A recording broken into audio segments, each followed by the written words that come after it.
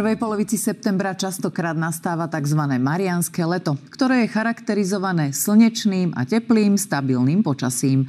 V niektorých rokoch je sprevádzané dokonca vysokými tropickými teplotami, ako napríklad v roku 1956, kedy 5. septembra namerali v Boľkovciach 33,5 stupňa. Dobrý večer.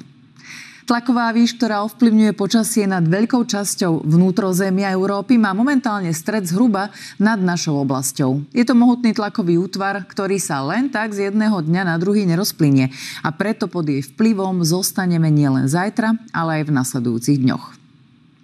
Po jej zadnej strane k nám začne prúdiť teplejší vzduch od juhozápadu, preto budú zajtrajšie teploty vyššie a zostanú v intervale od 22 do 29 stupňov. Zrážky sa na Slovensku nevyskytnú, no a vietor bude fúkať len slabo, prípadne má byť bezvetrie. V skorých ranných hodinách sa budú naďalej tvoriť lokálne hmly v údoliach, prípadne pri vodných plochách, preto jazdite opatrne. V noci bude zväčša jasno alebo len malá oblačnosť, nad ránom pozor na ojedinelé lokálne hmly. Do rana sa ochladí na 13 až 9, v dolinách a kotlinách až do 5 stupňov. Zajtrajší deň bude prevažne slnečný a teplý, aj keď nie až tak ako v roku 2008, kedy 6. septembra namerali napríklad v Podhajskej takmer 34,5 stupňa. Na západnom Slovensku nás čaká slnečný deň s teplotou od 26 do 29 stupňov.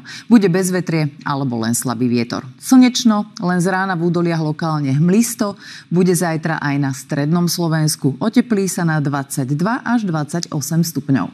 Pokojné slnečné počasie bude prevládať zajtra aj na východe našej krajiny. Po rozplynutí ranných lokálnych miel sa popoludní oteplí na 22 až 27 stupňov.